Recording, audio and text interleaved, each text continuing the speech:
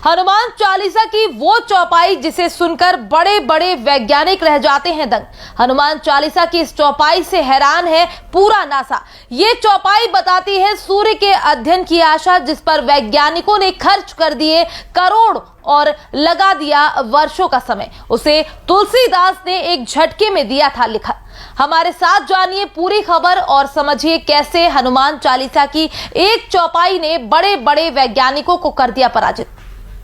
इस समय दुनिया के तमाम देश सूर्य का अध्ययन करना चाहते हैं, इनमें अपना भारत भी शामिल है। कुछ वर्ष पूर्व वैज्ञानिकों ने सूर्य का अध्ययन करने के लिए धरती और सूर्य का पता लगाया, जिससे वर्षों का समय लग गया और करोड़ों रुपए खर्च हो गए। लेकिन जब सूर्य और पृथ्वी के बीच की दूरी का पता चला तो सभी हैरान रह गए।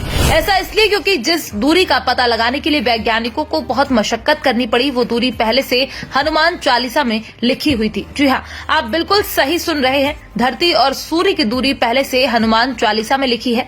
आज हम आपको इसी से जुड़ी पूरी खबर बताएंगे और ये भी समझाएंगे कि ये हनुमान चालीसा में कहां पर लिखा हुआ है। दरअसल जिस दूरी का पता वैज्ञानिकों को कई वर्षों की रिसर्च के बाद लगा, उस दूरी का वर्णन हनुमान चालीसा में गोस्वामी तुलसीदास ने बहुत पहले ही कर दिया था।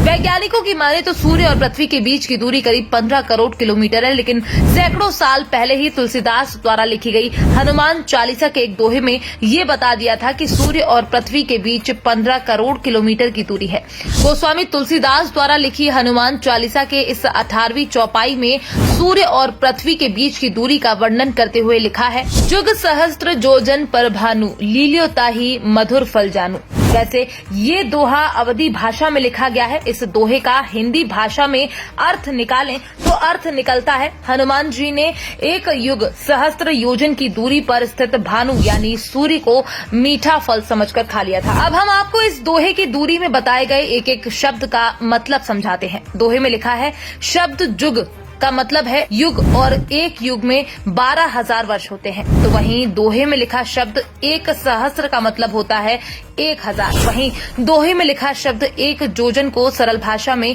योजन बोलेंगे, योजन यानी 8। अब अगर हम इन तीनों का मल्टीप्लाई कर दें तो जो दूरी निकलेगी वही पृथ्वी और सूर्य के बीच की दूरी होती है। तो चलिए हम आपको मल्टीप्लाई करके भी दिखाते हैं। युग यानी 12,000 मल्टीप्लाई सहस्त्र यानी 1,000 मल्टीप्लाई योजन यानी 8 मील के बराबर सूर्य की दूरी, जो कि 9 करोड़ 60 लाख मील आएगी। अब ऐसे में आपको लग रहा होगा कि ये तो 96 आ रही है और बताई 15 करोड़ गई है।